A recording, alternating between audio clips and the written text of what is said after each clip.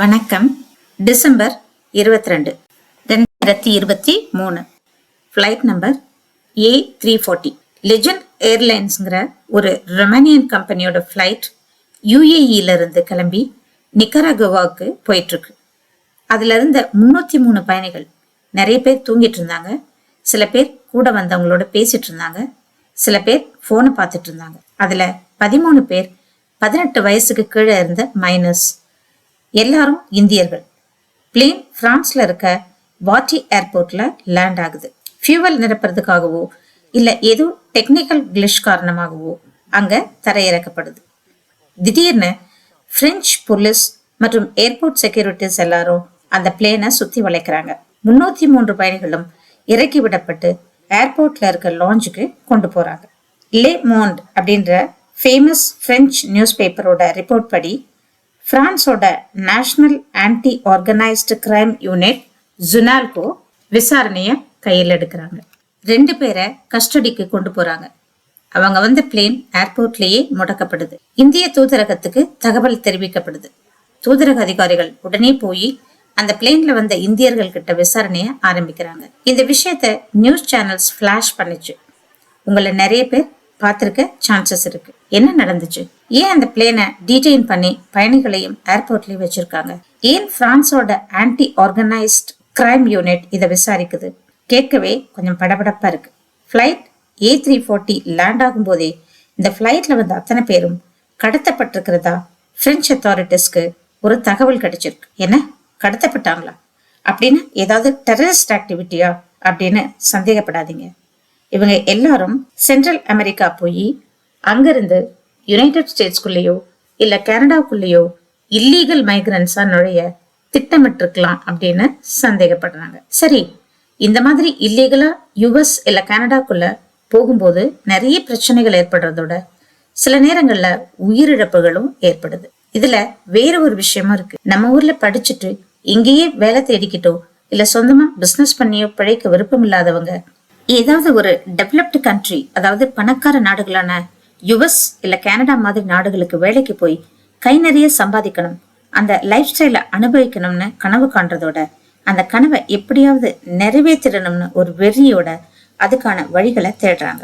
இதுல ஒரு முக்கியமான விஷயத்த நோட் பண்ணணும். இவங்க எல்லாருமே நல்லா படிச்சவங்க. சரி, அதுல என்ன தப்பு? வெளிநாட்டுல போய் வேலை பார்த்து கை நிறைய சம்பாதிச்சு சூப்பரா செட்டில் ஆகுற எவ்வளவு பேர் இருக்காங்கல்ல. அதனால இதுல தப்பு எதுவும் இல்லைன்னு நீங்க சொன்னீங்கன்னா நானும் சொல்லுவேன் இதெல்லாம் தப்பே இல்லைன்னு. எங்க ப்ராப்ளம் ஆரம்பிக்குதுன்னா அதுக்கான சரியான வழிமுறைகளை அணுகாததும் இல்லைன்னா தப்பான நபர்களை அணுகி மோசம் போயிடுறதும் தான்.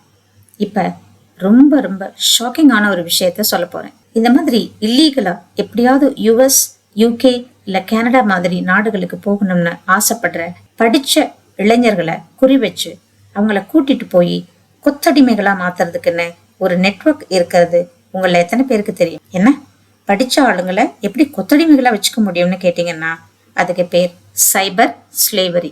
மே 2023 அப்போ பிலிப்பைன்ஸ் லா என்ஃபோர்ஸ்மெண்ட் ஏஜென்சிஸ் கிட்டத்தட்ட 1000க்கும் மேற்பட்டவர்களை ஒரு இண்டஸ்ட்ரியல் ஸ்கேல் சைபர் ஸ்கேம் ஹப்ல இருந்து மீட்டிருக்காங்க.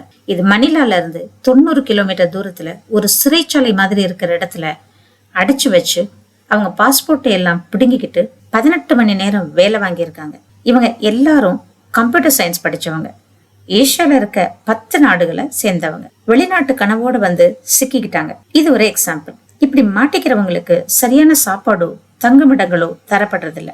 18 மணி நேரம் வேலை செய்ய மாட்டேன்னு சொல்றவங்களுக்கு தர்ம அடி கிடைக்கிறதோட கொன்னு போட்டா கூட வெளியில தெரியாது. வெளியில ஓடி போக முடியாதபடி துப்பாக்கி ஏந்திய நபர்கள் பாதுகாப்புக்கு இருப்பாங்க. எப்படி போய் சிக்கிக்கிறாங்க பாருங்க. சோசியல் மீடியால கம்ப்யூட்டர் தெரிஞ்சவங்களுக்கு கை நிறைய சம்பளத்தோட வெளிநாட்டு வேலை வாய்ப்புன்னு ஆட்ஸ் வரத பார்த்திருப்பீங்க. இந்த மாதிரி ஆட்ஸை பார்த்து அப்ளை பண்றவங்கள ஃபிளைட்ஸ்ல கூட்டிட்டு போற ஏஜென்ட்ஸ் அவங்கள ஏர்போர்ட்ல இருந்து அவங்க அரேஞ்ச் பண்ணியிருக்க பஸ்ல கூட்டிட்டு போய் நான் முன்ன சொன்ன மாதிரி ஒரு சிறைச்சாலை மாதிரி இருக்கிற இடத்துக்கு போறாங்க. போன உடனே அவங்களோட கான்ட்ராக்ட்ஸை கிழிச்சு போட்டுட்டு பாஸ்போர்ட்ஸையும் பிடுங்கி வச்சுப்பாங்க. அது வரைக்கும் அன்பா நைச்சியமா பேசி கூட்டிட்டு வந்த ஏஜென்ட்ஸ் காணாம போயிடுவான். அப்பதான் நாம தப்பான இடத்துல வந்து மாட்ட வைக்கப்பட்டிருக்கோம்னு இவங்களுக்கு புரியும். அதுக்கப்புறம் அவங்க சொன்ன வேலையை செய்யணும். சரி, அப்படி என்னதான் வேலை செய்ய சொல்லுவாங்க? அமெரிக்கன்ஸ், யூரோப்பியன்ஸ், ஆஸ்திரேலியன்ஸ், இன்னும் மற்ற கண்ட்ரீஸ்ல இருக்க மக்கள்கிட்ட கன்வின்ஸ் பண்ற விதமா பேசி தப்பான பிசினஸ் ஆப்பர்ச்சுனிட்டிஸ் ஆஃபர் பண்ணணும். இல்லைனா அவங்களோட கிரெடிட் கார்டு, டெபிட் கார்டு பத்தின விவரங்களை வாங்கிக்கணும். இல்லைனா ஏதாவது ஆஃபர் பண்ற மாதிரி பண்ணி அவங்க கிட்ட இருந்து பணம் கட்ட வைக்கணும்.